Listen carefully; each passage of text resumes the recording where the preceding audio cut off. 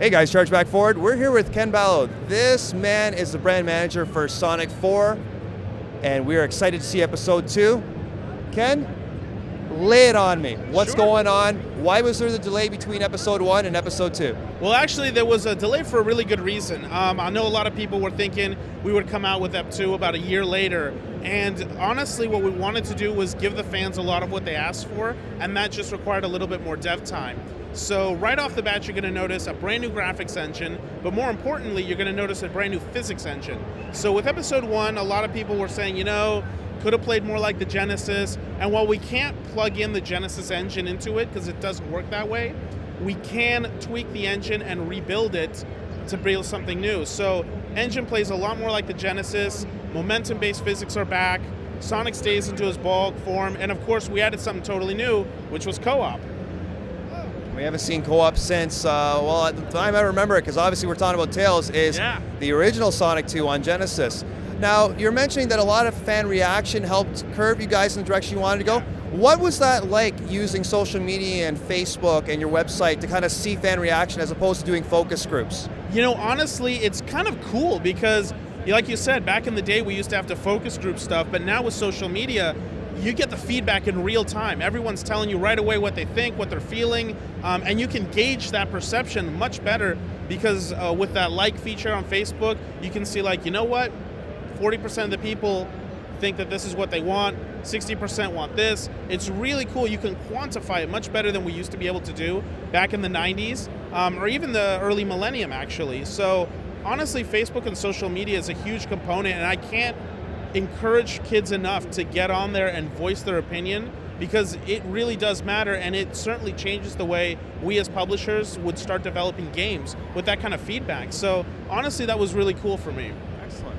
Now, Sonic fell on some bad days a while ago, and there has been a huge revival in the past couple of years. It seems that every game for the last 4 games, I believe, have been getting successively better and better. On Charge Back Forward, Sonic Generations actually made my top 5, and that and that thing it blew me away. I was gonna play it, but when I played it, I never knew it was gonna be as great. So now we're here. We're excited to play episode 2 of Sonic 4.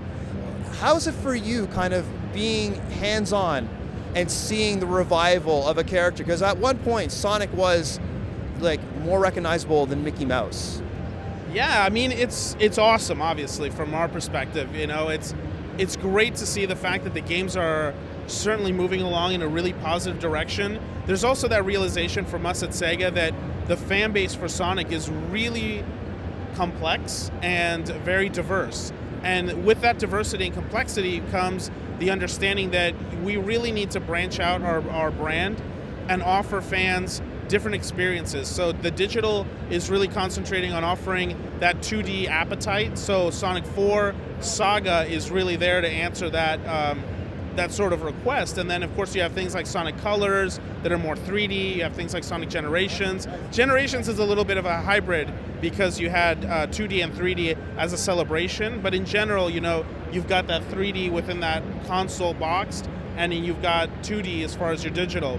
That's kind of cool, it's a little bit of something for everybody. And then of course, you can build, and as digital games get bigger, we can build more stuff onto them. Like, we've got co-op, for example, with Tails is coming back, and those are stuff that usually would require so much space that it wasn't always as possible, given the fact of every other thing we were putting in there, right? Because with episode 1, we were really pushing this file size limit.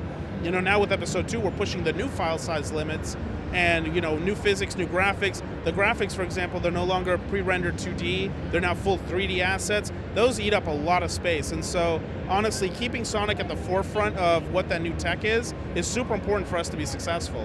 Excellent. Now, from my understanding, in a previous conversation we had, there's something really exciting that you guys are doing in terms of cross-platforming of Sonic. Yes. Tell me about that.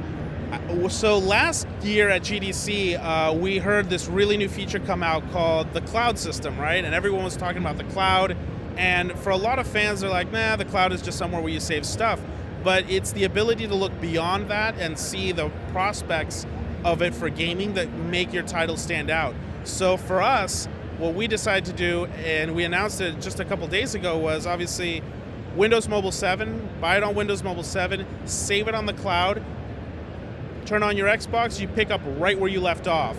With the iOS, we've got a universal binary, so when you buy it once, it unlocks on your iPad, your iPhone, your iTouch, and as long as you're saving your game to the iCloud, pick it up on any device and pick up right where you left off. And those are really cool integration features that, well, they're not available on a ton of games even today, but even less so 1 year ago. So it's making sure that we're always on that cutting edge is super important for us, especially with a big brand like Sonic, you know? You just want to make sure you're doing the big and best you can. And of course, we announced 2 days ago lock-on technology, and that's another big thing, you know? Because if you remember back in the days of the Genesis, you literally locked on the Sonic 3 or Sonic 2 cart to Sonic and Knuckles. Now, as long as you buy EP1, EP2, as long as they're on the same device, you unlock 20% more content with Episode Metal, and that's available on any device. So what I was understanding is, if, let's say I didn't have it on PSN, which I do, and I wanted to get Episode 1 because I wanted to utilize that lock-on technology, I think you've given something back to the consumer to kind of make them kind of want and play Part 1, Episode 1, as well as Episode 2. So what's going on with that? I mean, that's kind of the idea, is it's definitely rewarding the consumer, right? We want the consumer to stay with us for the duration of the Sonic 4 saga, and this is a big way of saying, guys, thank you for supporting us. Thank you for supporting EP1. EP1 did terrific as far as commercial and review was concerned, and we're like, you know what, let's give something back. So not only do we take a lot of that earning from Episode 1 and reinvest it into Episode 2, and which is why you see that it's a bigger game, beautiful graphics, co-op abilities, unlockable content, all that is thanks to the success of EP1, and we're returning the favor to fans by giving them this free content to say, hey, stick with us, because we're going to reward you every step of the way. And if you didn't have EP1, it's a great time, because we dropped the price of EP1, it's now $10, so it's a great time to pick up Episode 1, buy it with Episode 2, it's still less than half the price of a regular box product, and you're getting so much content on that. I can't stress what a great value that is.